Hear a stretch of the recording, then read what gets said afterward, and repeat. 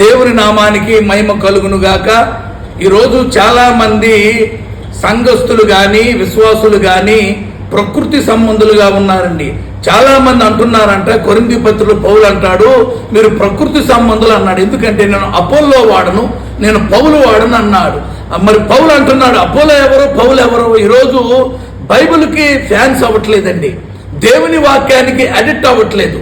అంటే దేవుని వాక్యము ఏం చెబుతుందో తెలుసుకోకుండా దైవజనులు చెప్పేదే చాలా మంది వింటున్నారు. నో, బైబిల్ నువ్వు బాగా చదివి నువ్వు బైబిల్ ఫ్యాన్స్ అయినప్పుడు నువ్వు అపోలో వాడను, పౌలు వాడను అన్నావు, దేవుడు నాతో మాట్లాడుతున్నాడని నువ్వు గ్రహిస్తావు.